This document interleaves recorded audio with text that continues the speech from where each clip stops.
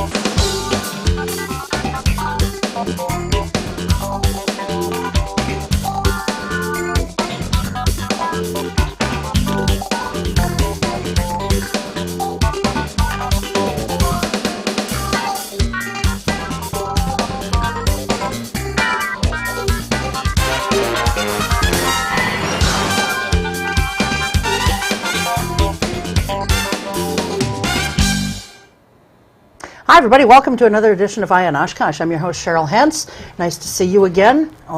You're seeing me, I'm not seeing you, but it's nice to have you with us again.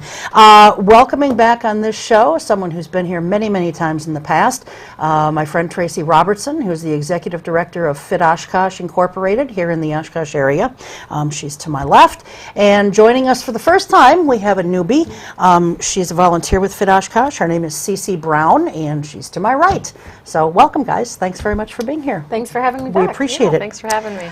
So one of the things that, we got a lot of things we want to talk about, but we should probably just start because, you know, sometimes people are watching this show, whether on local cable access or on YouTube or whatever, and they've maybe not seen shows that we've done with you in the past. So just kind of give us a brief overview of what Fit Oshkosh is. I mean, you don't have to give us the whole history, but just, you know, a little bit about what Fit Oshkosh is and what you guys do. Sure. So Fit Oshkosh is a grassroots local nonprofit organization started right here in Oshkosh, Wisconsin. 2 years ago this July. We're about 25 months old as of this recording. And our mission is to increase the racial literacy of the residents of Winnebago County and beyond. And we do that through education, training, workshops, advocacy, and research. Okay. And there's always a lot of racial literacy things to talk about. There's never a shortage. And it seems like as this political year has gone on, as there have been more violence, not just against blacks, but against police officers too, there's more and more to talk about. It's like your work never really ends, does it?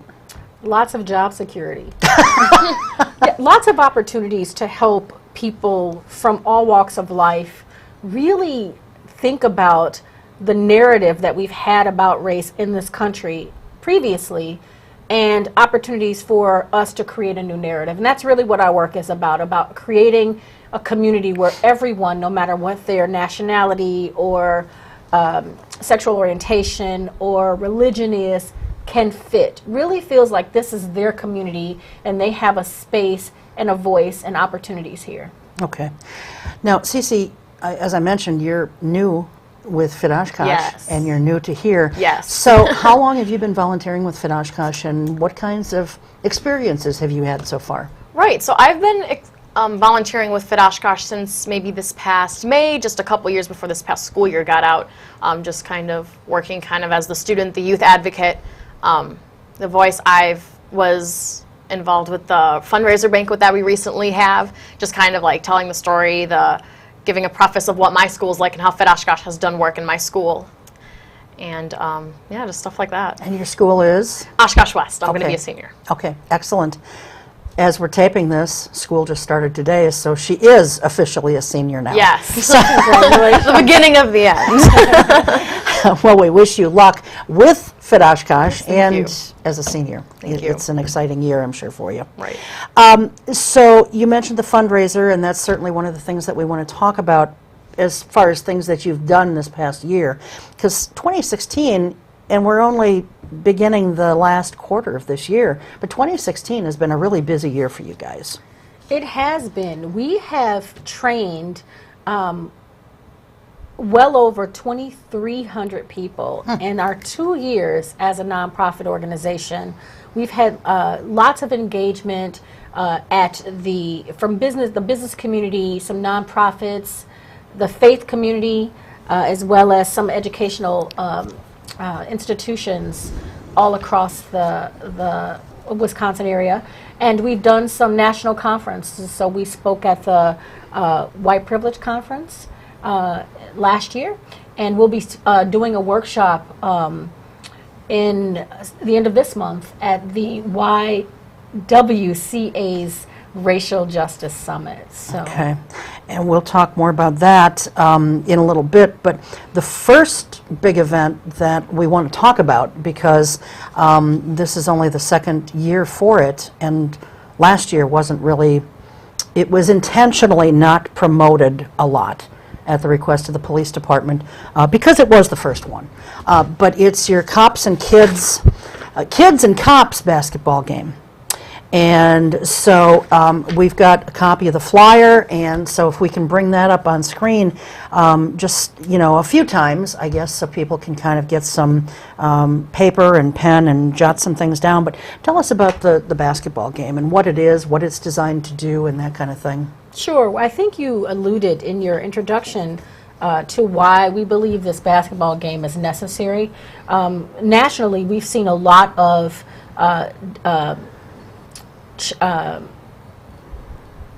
vitriol between police officers all over the country and residents, citizens, youth, a lot of youth. And so a couple of months ago, our new chief of police, Dean Smith, and I worked together to organize a unity walk because we wanted to send a very clear message that in this community, we care about police officers, we support law enforcement, and we support citizens of all creeds and colors. So we wanted to have a unity walk to give a really visual picture for people to see that we're a unified community and we're committed to that.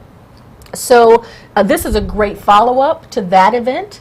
And so the event is officers of the Oshkosh Police Department along with youth in the community playing a basketball game on mixed teams. They're not playing against each other. Some 3-on-3 basketball, fun competition, opportunity for them to get to know each other. We're going to have some signage where the officers would say, here's what I want youth to know about me, and we're going to have some signage where kids can write down, here's what I want officers to know about us. So it really is an opportunity for us to unite, and another opportunity for us to say, we're not about that work that you're seeing on the national scene. We're going to work together to make sure that our community is a place where our children feel safe and our officers feel respected. Mm-hmm. And that's really what this game is about. Sure. Well, and I think it's good to bring the kids and the cops together. Start them knowing each other at an early age and before trouble can begin. Or before, as our former police chief said, know us before you need us. Absolutely. And that's the department's slogan on their big bus type, I forget the official name of it, but on their big bus that they have going around town. And I think that's a really good slogan for any department, really, but we've got it, so that's a good thing. So tell us the particulars about the game. If we can maybe put that flyer up again. Sure. So the game is Sunday, October 2nd. It starts at 10 a.m. with registration. The game should start around 10:30. We're going to play basketball until 2 o'clock. The children can register by calling our office. We're looking to have 60 children, doubling our numbers from last year, from all across the community. Our officers are out going to local schools. We're partnering with churches to introduce the game to kids and invite them to be involved. We're particularly wanting girls this year. Last year we had very few girls. And the kids who can play are in grades 6 through 12. 6 through 12, okay. Mm-hmm. And so you're looking for 60 kids 60 kids this year. Yeah. And early registration they can do, you said, by calling your office? They can call our office. We're trying to make it really simple, so they can definitely just reach out to our office and we can get them registered in that way. The game is going to take place at Albee hall at the university campus. The university has partnered with us this year, and so we're going to be having the game there. So it should be some fun family entertainment. The police truck is going to be there again, and we're going to have some medals and awards for the kids and prizes. So it should be a fun time. Yeah. And last year, like I said, it was deliberately not advertised a whole lot, not publicized a whole lot. What's been the change between last year and this year, besides the obvious of having a different police chief? Not that Scott Groyle, our former chief, had anything to do with keeping it low-key, but there are some differences this year. And I think we all know, you know, just you can turn on the TV news and see what all is going on with race relations and that kind of thing. Is that sort of prompting why this is getting more press this year? I'd say no. I'd say one of the reasons why there was not a lot of press centered around last year's game is because we were a brand new agency. We were just a little over a year old, I think, and I think we needed to prove to the community, to the chief of police, that we could pull this off, and we did. And there's a lot of proving up that you have to do as a young agency, so I think that's part of it. I think another reason why we decided to kind of keep it a little quieter last year is because the climate was different. I think that some of the concern last year was that we didn't want people to think that we had a problem here in Oshkosh with officers and children and youth. And so I think this year, because of the national narrative around police and youth and police of children of color or people of color in general, we want to be really visible, just like we were on our Unity Walk, which is really well attended, to say we're committed to this. This is really what we believe for the core value of this community, is that we're going to support law enforcement and we're going to be partners in our engagement. And so I think it's just the climate has really made it possible for us to do this in a way that would be perceived as positive. Whereas last year, I think some of the concern was, are we saying that there's a problem and therefore we're having this game? Okay. Well, so the events that we've seen in the last year kind of do play a little bit of a role in this, but it's a positive type role. Absolutely. So, the nice thing, I'll just say this about, you know, having it at Albee Hall, people think of the university and they think, oh, I don't like college campuses and parking is a problem and I don't want to do all that walking. The beauty about Albee Hall is you don't have to do that much walking. The parking is right there and it's ample parking. And the other thing, last year, a lot of the youth, last year we had the game at the Senior Center. And a lot of the youth walked. No, the Recreation Center. Thank you for correcting me. At the Recreation Center, we had our book read at the Senior Center. We had our basketball game at the Rec Center, and a lot of youth walked. And so one of the things that we did this year is we partnered with North High School. They have a van. That van is going to pick kids up from the Rec Center 2 times that morning, so that kids who have any anxiety or parents who have any anxiety or concern about how to navigate the university do not have to concern themselves with that. We have made some transportation available. Okay. And I was noticing on the flyer, there's going to be refreshments. Is that for everyone or just for the participants? It says for participants. So does that mean that people attending, there's nothing for them to buy or anything like that? That's a great question. So our plan is to offer free refreshments to the officers and the players. We do hope to have some concession that people can come and purchase. And we're looking for vendors to help us make that possible. Okay. All right. So Cece, what's your role in all this? What are you doing to help with the Kids and Cops basketball game? All right. Well, I've been meeting with the committee to help make these plans and shape them and stuff, but I'm really just there to volunteer and to give my part and do what I can to help out the organization, because I really like the work that Fit Oshkosh does in our communities. You know, given the relations and what we see on the media and stuff, a lot of times, you know, kids might not see, you know, the best images of police and might get the wrong, you know, these things kind of have a negative connotation. So being able to build these positive relationships is really important to me, and then as a student as well. So that's why I'm so excited about it and helping out. Sure. What is and I realize that school just began today, but you've been there for a few years at Oshkosh West. What is the mood when it comes to race relations there? Is there some tension and not just between blacks and whites, but, with, I don't care if they're Hmong or Hispanic or Vietnamese, whatever the case may be. Or is it pretty quiet and everybody just sort of gets along? Right. Well, it's definitely been quiet for a long time, but kind of quiet in the wrong way. People have kind of like, pushed to the side. Race isn't something really that we talk about. But, kind of lately, and Fit Oshkosh actually came in and did a training with our faculty a couple weeks before today, before the school year started, to really kind of break the ice and hope that the teachers would kind of take the information and run with it. But, before, I think it just kept it on quiet, and Oshkosh West has an overwhelming white majority at our school. So I think the mood really just kind of like, you're there, you're the only person of color in your class, you kind of are given that, like, you represent everybody, and it's, kind of for a long time been kind of aggravating almost when in a building full of educators and full of smart people with these advanced degrees, that it's come down to children, these students of color, to educate our other peers about, how to be, respectful and sensitive toward people of other colors, That's an interesting comment that you just made. And, there's another reason, Tracey, why we need a diversity coordinator in this community. Someone to not just work with the city, but to work with the school district as well.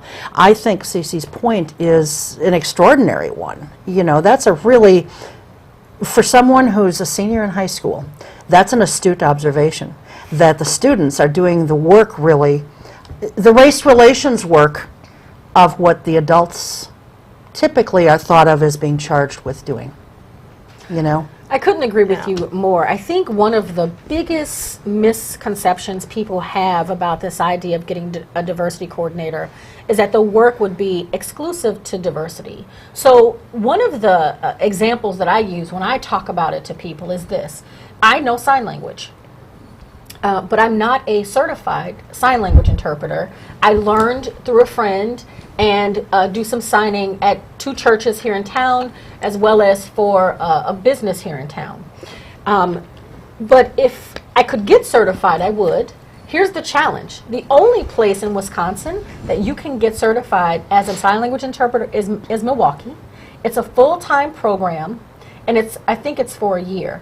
So am I supposed to quit my job and go be a sign language interpreter at almost 50? I'm not going to do that. But that's the kind of thing that a diversity coordinator could work on, because we do have a deaf population here in Oshkosh, and that person could work with Fox Valley Tech or work with the university to get some kind of certification program here to help our citizens who are hearing impaired. So I think one of the big misconceptions that people who are against the idea of us getting a diversity coordinator is that it's all about race. It's not. It's about supporting all of those communities that oftentimes are overlooked.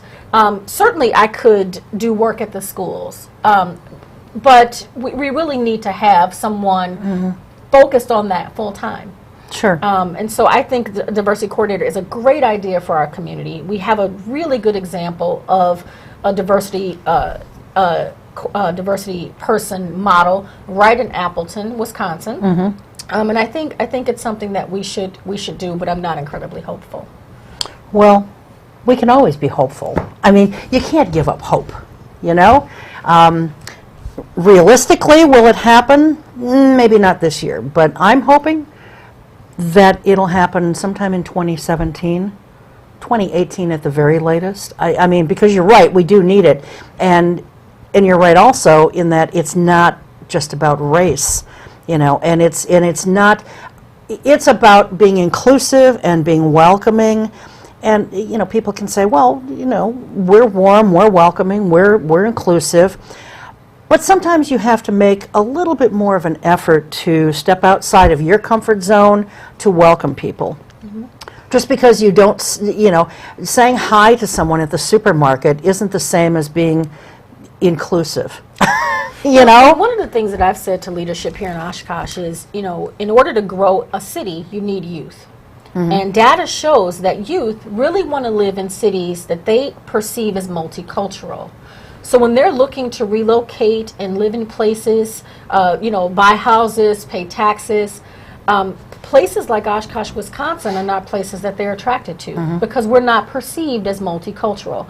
And by multicultural, I don't mean getting brown bodies and seats. I mean really having policies and practices and support systems like a diversity coordinator to help those people of color and those communities, those other communities have a visible representation that our community is committed to multicultural success. And right now, that doesn't exist. Right, right.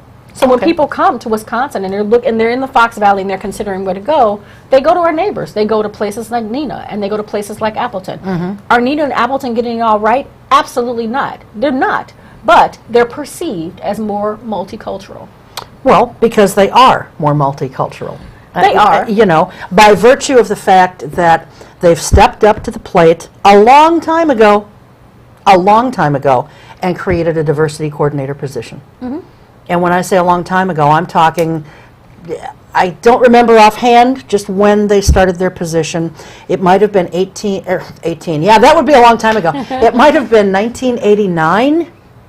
1997, but it's been at least 10 years. I would, at least a decade, at least. Yeah, and you know, just the very fact that they have done that makes a tremendously powerful statement about them. It does. Likewise, by the same token, the fact that we don't have that here in Oshkosh makes a very equally loud statement about us. It does. It does. It makes us look very dated to millennials. And millennials want to live in places that are progressive and multicultural and committed to those plights. And so we're really going to struggle if we want to grow this city and make it a world-class destination. We have employers here who are saying we can't find staff. You can't find staff because people don't want to live here. There we go. Okay, is there anything else about the basketball game that either of you want to talk about? And, you know, I think we can maybe put the flyer up one more time so people can kind of get a look at it and jot down any specifics. But anything that we didn't talk about that either of you think we need to talk about with respect to that? Well, I think it's important to say that this is a game for youth of all colors. We really want girls to participate this year. I think I mentioned that, but I don't think I can say that enough. And we're definitely looking for local businesses to help us with food and prizes for youth. So if there are any sponsors watching the show who might be interested in supporting this community initiative, we'd love to have you be involved. Okay, and the contact information, I believe that we have it, but phone number is 920-479-5380. That's correct. Wow, what a memory I have. What a memory you have. And the website is www.fit-oshkosh.org.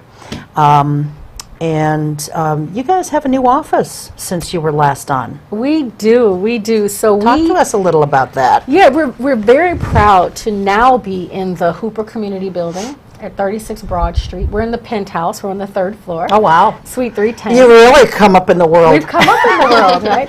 Literally and figuratively. Literally and figuratively, yeah. And so we're in the building that I think most people know that the United Way is housed there. And so we really feel blessed to be in the same space with Sue Ponick and United Way. I mean, just, you know, being in Sue Ponick's presence is educational. I learn a lot from being in that space. There are all lots of other nonprofits there. So just really an opportunity to be with like-minded, hard-working nonprofits. So it's a great space. Initially we were west on 21.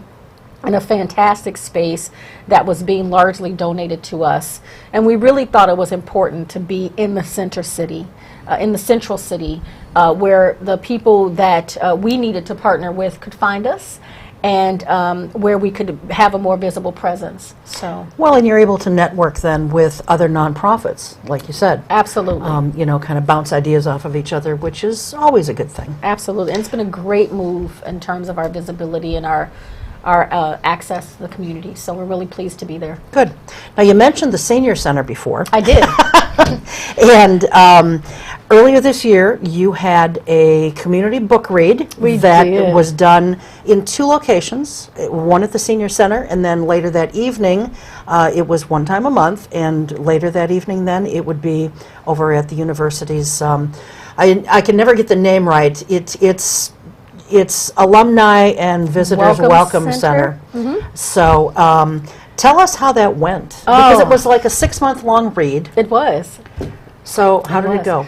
So we invited for the viewers who don't know, we invited the community to join us in the read of a book by an author by the name of Ta-Nehisi Coates. The name of his book is Between the World and Me. He is a writer, award-winning writer. Most notably, he writes for The Atlantic, and he wrote this book to his son about being a black man and having being in a black body in this day and age. It's a really personal and moving novel, and I feel like it was a real privilege for us to have an opportunity to ask the community to join us. And so they did, and we had about 339 people join us for the read. We read this book. We got together every month. We talked, broke up into small groups and had some of our trained facilitators help people really unpack and explore what they were reading. It was a really powerful experience. We had some guest readers. Gordon Hentz came and read some passages for us that really resonated with him very personally. We had a chancellor of the university, Chancellor Levitt. He also participated. Our city manager, Mark Roloff, was at the kickoff, and he was our reader that night. Sue Ponick of the United Way. So some really visible leaders in our community thought that this was an important conversation and really got involved and came out to support it. So it was great. It's fantastic, and it was so moving to people that they've asked us to do another read. Oh, great. So do you have a book lined up, or are you kind of twirling ideas around? I have a book recommendation that I need to download and listen to, just in the interest of time. I'm going to listen to it and not read it. It looks like we're going to be partnering with the Women's Center. Okay. On this particular read. And the one thing that I feel, everything about the read was fantastic. I get stopped in the grocery store all the time, and people say how moved they were by this opportunity to read this book. And so, and I know that 2 or 3 book clubs were also reading it at the same time. So we're really excited to see what this new book brings. But the one thing that we learned that we didn't do well with the read is it was too long. 6 months was too long. So we're probably going to do a read for 2 or 3 months at max this time. And we're going to partner. It looks like we're going to be partnering with the Women's Center. So more to come about that. We're hoping to launch that particular read in January, and the author is actually going to be here in October. Oh, wonderful. So watch the Fit Oshkosh Facebook page and our website for an update on that. We're really excited about it. And you may not know that we did a little read over the summer. I did not know that. So after we did Coates' read, we did a read of the book Between the World and Me. No, that's not the name of the book. Waking Up White by Debbie Irving. Okay. I'd recommended that book to some people who had attended the Coates read, and they read it and wanted to talk about it. So a local resident actually hosted at her home, and we had a conversation around that book, and it was also incredibly impactful. So very good. You know, I want to mention one thing about Ta-Nehisi Coates' Between the World and Me book. Yes. You don't watch a lot of TV. I know that because we're friends. Yes. But for anyone who does watch television, or if you're just interested in watching, I think a very poignant episode, it's on ABC, and you know, you can go to abc.com and you can go back and watch the episode of Blackish. It was on not this past Wednesday, but a week ago Wednesday, so kind of like mid-August, I guess, as we're taping this. It was an episode, the whole family, 3 generations of family members, were sitting around watching news of some of these police shootings. You know, the police on black shootings, and how some of the indictments were either coming down or not coming down, as the case may be. And their oldest son, well, I think he's their oldest son on the show. I don't know, I get the characters a little confused sometimes, but he referenced this book, and he referenced Ta-Nehisi Coates. And a few different times throughout the show talked about the book. So even if you've never read the book, even if you're not interested in reading the book, I would encourage you to go to abc.com and just go to the Blackish section. Blackish is the name of a series, in case you're not aware of it, and look at that episode. I can't remember exactly what it was called, but I'm sure the title will be something that kind of jumps out at you. It was a very, like I said, a very poignant episode that, maybe you guys want to, just as something to do, just watch the episode. It's a half an hour long show and just talk about it. It certainly gave the characters on the show lots to talk about. And I thought it was a very moving episode. You're the second person to tell me that. Actually, someone told me that on Sunday, that they'd seen the show, and someone had they'd referenced the book, and this particular person also thought it was really moving to see this dialogue in amongst this family about this really, this to me is a genius piece of literature. I will always have this book with me. And I can't say that of many books. Yeah. Well, and the whole issue of violence against blacks was dealt with. You had people within the same family having very different ideas about what was happening and what continues to happen in our country. And and this family has smaller children. I'm not talking 4 or 5. I'm talking maybe 8 or 9. These characters are. But how much you want to protect children, or how much you should protect them from knowing, and how much you should be honest about. And so there were a lot of underlying themes going on in 30 minutes, but wow, it was impactful. It really was, and I think it was very smart and very timely of these writers and producers and actors to do this show. So anyway, that's my self-imposed plug here for ABC's Blackish and that particular that particular episode anyway. So you've got some other events coming up.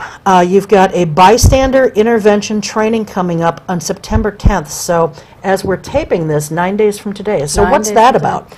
So oftentimes we'll have people who are doing this work for themselves say, I hear things all the time, I read things all the time, and I don't know what to say.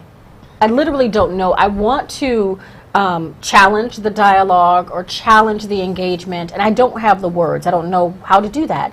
And so we're going to offer a workshop to help people. They're going to actually practice some scenarios and how they could or should respond to those scenarios. So we've gotten a lot of interest in that workshop. Typically our training is free to the community. This is the one time so far this year that we're actually charging a fee for that, so it's $25 to participate in that full day training. It includes a lunch, and people from the community are encouraged to come. They can just call our office to register. Okay. And when you say all day long event, like from what time to what time? I believe I would say check our Facebook page or our website, but off the top of my head, I think it's from 9 to 4, 9 to 3, something like that. Still, that's a good. That's a good chunk of the day. So $25 to include lunch, I think that is good. And where's that going to be held? It's going to be at our new office. At your new office? Yes. Okay. At the Hooper Community Building in the first floor conference room. 36 Broad Street? Correct. Okay. See, I've got a mind like a sponge. Like a tank. You tell me once and I got it. And then something coming up on September 20th. And I'm going to let you tell us what it is, because I wasn't sure from your email message or your text message that I got it right. So what's the event coming up on September 20th? Yep, so we do what's called Color Brave Community Conversations, and typically those conversations happen every month from September through May. And this particular Color Brave Community Conversation. We're sponsoring it. It's toward right relationships. It's a conversation with Native Americans or indigenous peoples, and it's going to be hosted by one of the local churches in town.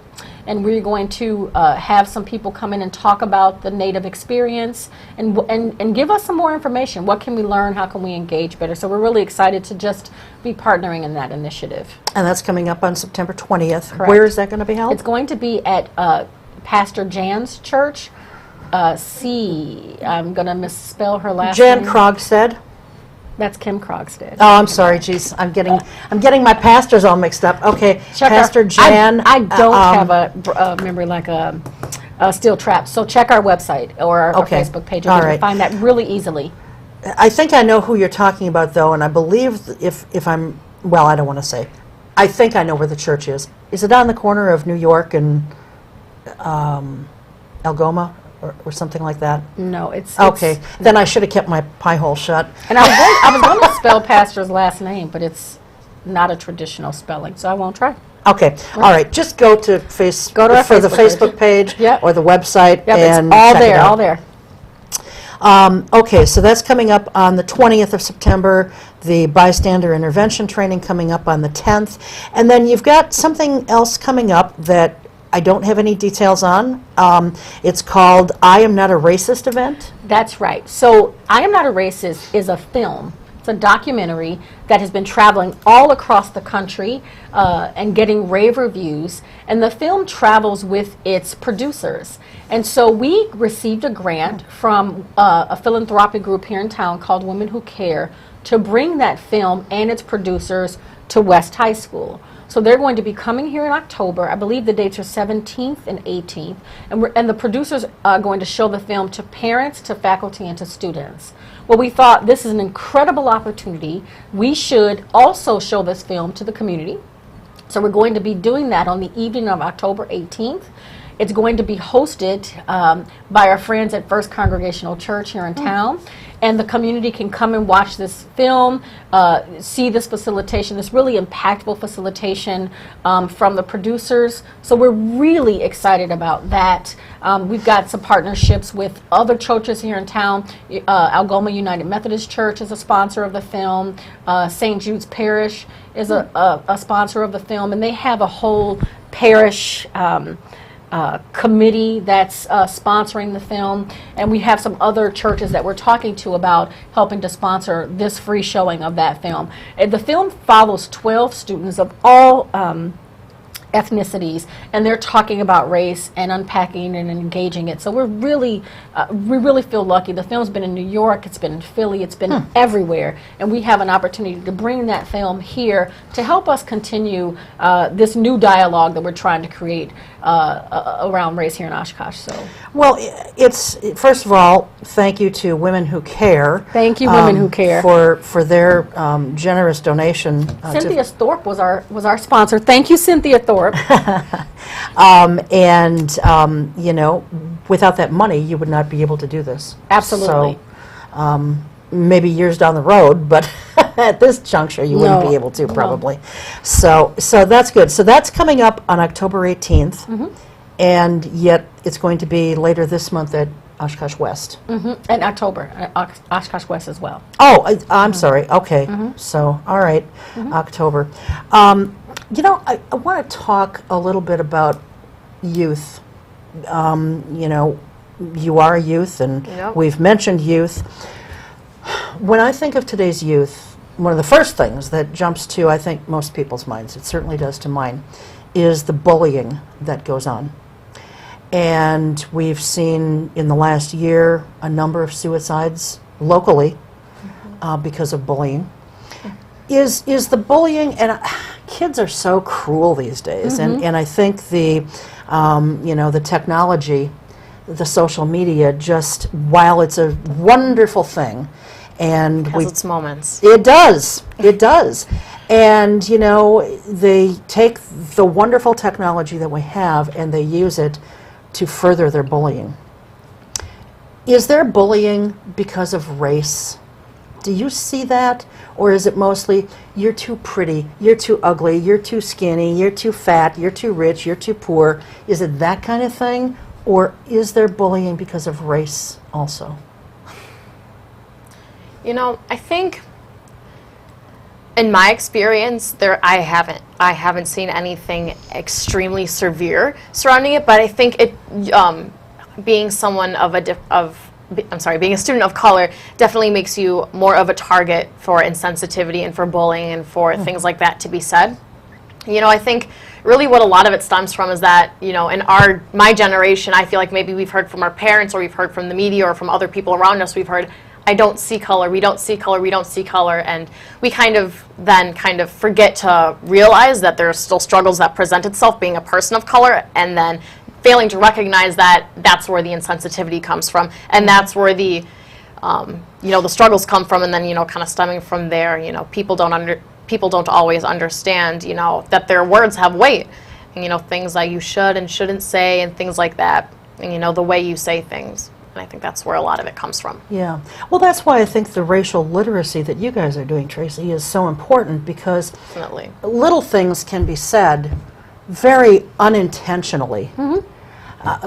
And you said it best, Cece, you know, words have weight, and I think that is a tremendously powerful 3-word statement right there. They may not mean any ill by their statements. And I know that's something that Tracey had mentioned. Like I said, at my school, I was able to be a part of one of these Fit Oshkosh trainings that we did with our faculty, and this is one of the points that Tracey brought up during that, you know, you said intent versus impact. Like what you said, you might not have intended to say anything harmful or mean or anything like that, but you know, phrases and words that date back hundreds of years and things like that can still hurt a person. So it's the intent versus the impact versus how the other person left the conversation. Right, right.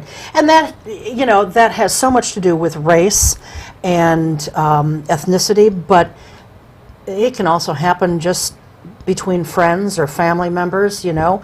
In the heat of the moment, something is said, whether it's directly to them or under your breath, and you don't necessarily mean it, but you're just so frustrated with the moment and it's out there, but the damage that it can do is, you know, sometimes irreparable. And so I think, but especially when you're talking about race and that kind of thing, it's especially important to think about those things. Yeah. You know, or at least to have it in your head that you got to think a little bit before you speak. Sometimes. Right, and I think kind of in situations like those, that's another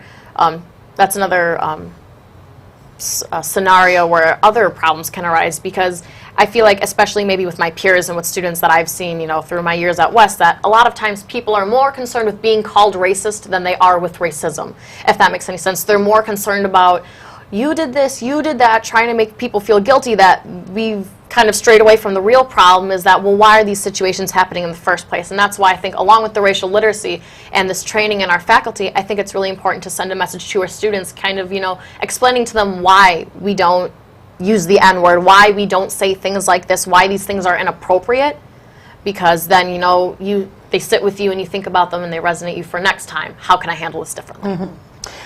I want to touch on that for a moment, and this is a question for both of you, because it's something that I've wondered for a very long time.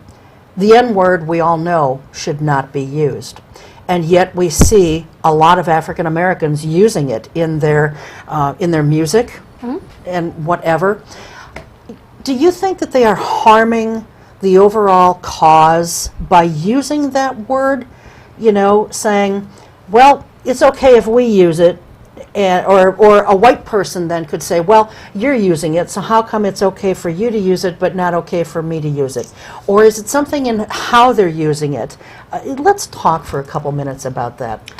So Oprah Winfrey and the Who? Oprah Winfrey. I know, I'm kidding. The Oprah Winfrey. I was being you don't even need the Winfrey. Oprah Winfrey and Jay-Z, who is Beyonce's husband. Beyonce's husband, incredibly famous. That's the only important part. And he's a very talented rapper. They had a very famous argument about this on television. And, really? Oh, very famous. You can probably look it up. And so Oprah was of the mindset that you never, ever use it. And Jay-Z was of the mindset that we should use it. That we should use it, but we should use it in a positive way, that we should take the power from the word by using it. And they had this really long conversation about it and just decided to agree to disagree. My position is that it should never be used, but I imagine that other people might feel differently. That whole idea that if we don't use it, we give it power. I don't subscribe to that, but there are people who do. But it's not a word that I think part of the reason why a lot of youth are attracted to the word is because they don't know the history, or they don't know the full extent of the history. They might know that it was a negative, derogatory word, but they don't really understand from a historical perspective the damage that that word has done to our community. So I think part of it is a lack of education about the word. I think part of it is this idea that we want to own it.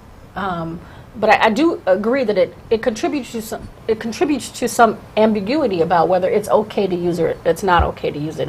I'm here to say it's not okay to use it. If you call me the N word, we're going to have a problem. Yeah. Right? So would you agree with that? I completely agree with you. And I know also, kind of along with that, a common thing, especially like with my peers and stuff, is like the ending, the suffix that you use, how you say it, whether makes a difference in whether or not it's offensive or not. And I'm with Tracey 100%, we should not be using that word under any circumstances. The ending of the word, you mean like if there's an A on it or there's an ER? Right, yes. Okay. I think it's offensive either way you go. Exactly. And it's not just a black thing. You can say, well, the gays do it with words like fag and dyke and queer and that kind of thing. Although queer seems to be a very socially acceptable word now. I guess it's how you use it. I don't know. And Jewish people have their own words that it seems to be okay if they use those words, those vernaculars to describe themselves, but far be it that nobody else should use those words. So there's sort of this double standard, I think, with everybody and their own little monikers that they use, and you should just, I think, just stay away from using those words. And, when you use a word over and over again, it becomes less offensive in your mind. It's still offensive to other people, but in your mind, it's no big deal. And it just becomes easier to use the more you use it. And so just stay away from words like that, and there shouldn't be any problems. Well, I think we'd still have problems, but we wouldn't have that problem. Right, that's what I meant. We'll have other problems. We're not going to solve all the problems by just not using it. That's a really easy fix. Just don't say it. Yeah.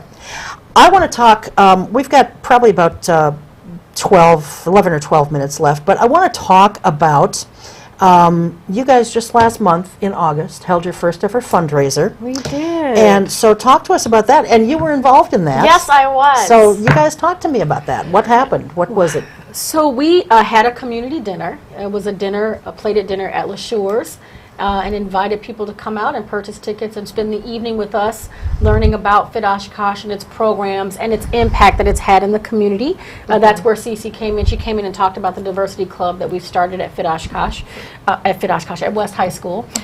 We had some entertainment. We had Zeke from Boogie Ballroom in Menasha. He and his wife came and danced for us with one of their students, one of their young students, little Miss Hazel Charles, and they were fantastic. You can see videos of that on our website. Great performance. We gave an award to Dr. Andrew Levitt of the university. We gave him our Racial Literacy Hero Award for all the work that he's been doing in the community to make sure that we're more inclusive. We had a speaker out of Chicago, Illinois, Dr. Michael V. Johnson, who was fantastic. Cece came and presented and talked really passionately about the impact our work has had on the community, and I spoke and shared some of the measurable successes that we've had at Fit Oshkosh. So it was a great night. We grossed a little shy of $5,000 for Fit Oshkosh, which isn't so shabby for a brand new, unheard of nonprofit organization, person of color led here in Oshkosh, Wisconsin. So Really pleased with the turnout. There were a little over 120 people. 128 is the number I recall. So good turnout. Again, all the videos are on our Facebook page. Great night. Our volunteers were amazing. A volunteer named Hannah Rupplinger handled all the logistics. She was fantastic. It was a fun night, and I'm really proud of not only what we were able to deliver, but the number of people who came out and thought that this work was important enough to give, and they gave pretty richly. Well, I was at a church council meeting that night, so that's why I was not there, but I heard very good things. Good. From some people who I serve on the council with, who were there. But somebody had to be at the church meeting. So anyway, I think that's great. Now, are you planning on that being an annual event? We are. In fact, I just put a save the date for next year's dinner Wow. on our Facebook page. And I would be remiss if I didn't mention that Jordan Landry of the university was our MC for the night. She was Great. incredible. She just made the night everything that it could be. So thank you, Jordan, if you're watching. We adore you, and we're going to have you back next year. Great, great. So the save the date, what is the date that you've got? I want to say it's August 10th, 2017. Okay. Don't quote me. Go to our Facebook page. Okay. So most of your stuff then, Tracey, is on your Facebook page as opposed to your website? Or I know you're still kind of building your website. Yep. So we're doing a little bit of both, but our Facebook page is so popular. People, it really has become an outlet for people to not only understand or find out what our programs are coming up, but also we post a lot of educational tools out there, articles, blogs, videos that people can engage with to increase their racial literacy. So it's really become that go-to place, and so we tend to push people there more often than to our website just because that's what they know. And Cece was involved in our dinner. You should talk a little bit about what you shared. Yeah, I was just there to really talk about the work that Fit Oshkosh had done in my school and being a part of that diversity and inclusion group that we've been starting. And really just talking about kind of like where our school at was before then and how after the club came in. And we really started the last couple of weeks of school last year. And at West we have activity periods, so every Wednesday we have a different schedule, and we have 20, 30 to 40 minutes maybe, I'm not quite sure how long, set aside for your activities, your clubs or your sports, things you do, music maybe. And we started this club, so we didn't really have a whole lot of time to get it off the ground. We're just like Fit Oshkosh, just starting out, but we were really able to kind of come together, just, students of color and then, white students as well in our school, just to talk about these things and really just to come together as a group. Because before then, I know, especially just for me, I felt kind of like isolated and alone, because usually, and then especially in our honors and advanced placement classes, I was always the only student of color, so I kind of just had this mindset, like I don't remember anybody going through that with me. So it was really nice to see, new faces, people from all different walks of life, different backgrounds, different families coming together, and then really, school just started today, but hopefully this year getting it off the ground and coming together to really make some positive change at the school. Sure, sure. So do you guys have like a specific agenda then, that like a different topic for each meeting? How often do you meet, first of all? Well, we meet, if the schedule stays the same at my school, every Wednesday again at our activity periods. Okay, all right. And so it is just for teachers and students within Oshkosh West, right? It's just for students. Just for students. students. It's just for Okay. students, yeah. All right. And so, and every Wednesday then during your activity period, and do you have a different topic or agenda that you discuss each week, or how is that, or is it just sort of you talk about whatever is pressing at that moment, or is it a combination of both? So we came in kind of with one vision for the club, and then after I had an opportunity to engage the students, I realized that really wasn't what they needed. And so we, the last couple of weeks, had an opportunity to kind of do some, have some conversations about what would be a successful club. One of the things that came out of the club is we really need to change the name. So that's one of the things we'll be working on really soon when we get together this year, because we want the club to be inclusive. And we don't believe that the name, that brand invites people in of all colors. So we really want to work on a name, and then we'll figure out kind of what our objectives are going to be for the year. I think plugging Cece and some of the other students into the basketball game is a great great start, but we've got a ton of work to do in that school with those particular students. So we're really excited to see what that looks like this year. I have to have a conversation with the principal about when we're going to be getting together, and that'll really help us frame kind of what we're able to do over the school year. Do you anticipate doing this over at Oshkosh North as well? Oshkosh North should invite us to. We'd be happy to. We'd be happy to come and do it. So this was an invitation then by the school to Tracey, or did you seek the school out? It was an invitation by the school to us. Okay. So Oshkosh North, you got to step up to the plate now and get on board. And the other high schools in town too, Lourdes Academy, I guess is the official name of the other high school. You guys need to step up too. So let's put a little challenge out there and get all these high schools involved. So, well, on a totally separate note then, Tracey, you were personally recognized earlier this year on, don't look like that. I'm going to embarrass you. You were recognized earlier this year on Martin Luther King Day at the celebration at the university. And I have forgotten, and I'm forgetting a lot. I forgot what it was for, and I forgot to go back before this show taping and look it up. But it was a citizen involvement. What was the official name of the... I've got video of it. What was the award? You don't remember? It's on the. It's in the library of our office. You guys should come to our library. But it was an award for the work that we're doing here, that I'm doing here. It was an individual award for me for the work, the inroads that I've been able to make since I've been doing things at Fit Oshkosh. I'm really humbled to have received it. I also got an award, a personal award, and an award for Fit Oshkosh as well from the United Way and their initiative that they have.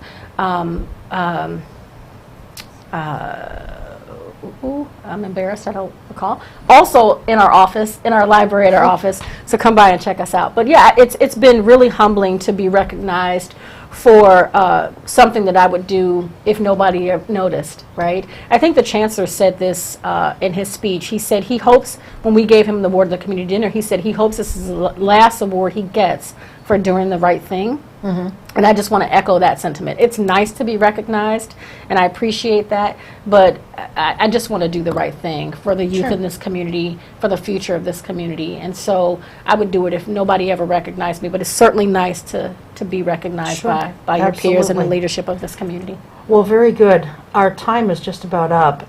I just want to, and I would say this to both of you off camera as well, but since we do have just a moment or so left here, I used to be very involved in Fit Oshkosh. I've kind of gotten away from that a little bit. Come back.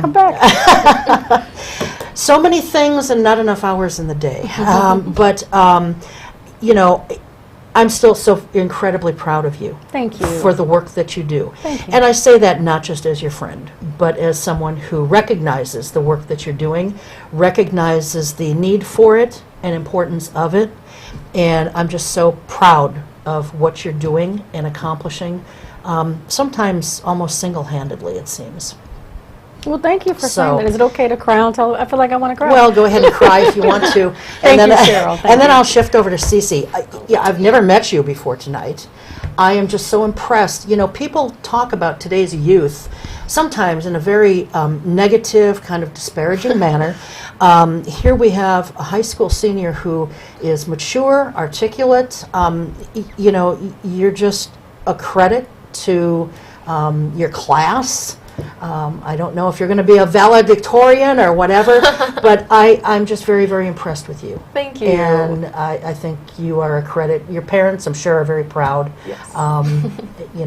You're just a wonderful young woman. Thank you. So thank you for that. Thank you. And for your work with Fit Oshkosh. Absolutely. And very quickly, if people want to get involved with volunteer opportunities with Fit Oshkosh, you can contact them, go to their Facebook page. Just go to Facebook and then type in Fit Oshkosh. That'll come up. You can go to their website at www.fit-oshkosh.org. Lots of different ways that you can reach them. So that's that. So thank you guys for being here. Thanks for having us. The hour flew by, as it always does. It does. It does. And that's going to do it for us. We'll see you next time. Until then, take care. Keep your eye on us. We've got our eye on Oshkosh.